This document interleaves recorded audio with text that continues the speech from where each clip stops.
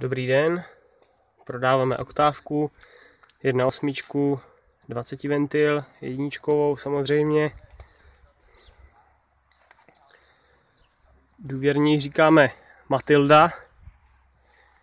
No a nebudu vám lhát, mazat med kolem huby, je to starší dáma, 98 rok výroby a už má nějaký svý pro a nějaký svý proti.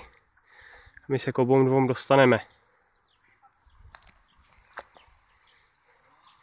Tak asi největší pro téhleté dámy je to, že ten spodek je kompletně zachovalý, není to ani trošku zrezavělý ze spodu. Škoda, že se nemůžeme podívat do kanálu. Nejsou chycený prahy, vůbec nic, takže kastle naprosto v pořádku. Největší proti je právě tady to střešní okýnko. Bohužel na střechu ještě předchozímu majiteli spadl sníh. Na tom okýnku dlouho byla izolepa ještě, aby tu díru zaplásla. Teď už je tam okýnko nový, aspoň nerozbitý, je plně funkční, dá se stahovat. Do okýnka nezatíká, ale bohužel ta kosmetická vada je tam celkem zřejmá.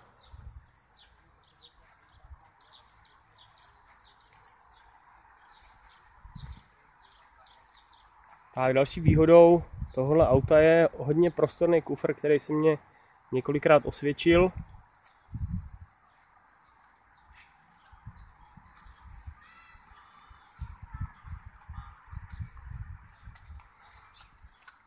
Tady vidíme drobnou památku na nějakou bitvu, kterou svedla oktávka ve svitavském provozu. Mrkneme ještě dovnitř. Samozřejmě jsme kvůli vám vysáli, ale i tak se můžete podívat, že ten interiér je poměrně slušně zachovalý. Rozhodně to není auto, které bylo používané k pracovním účelům. Krokodýla vám teda neprodáme.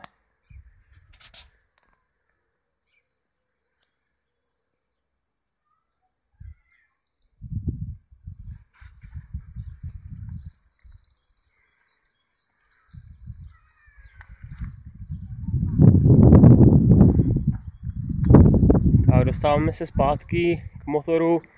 Motor šlape celkově bez problémů. 20 ventil znamená, že ta oktávka jede pěkně, plynule. Jsme schopni jezdit 50 na 5.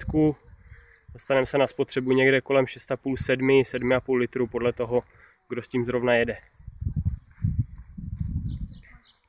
Moc krát děkujeme.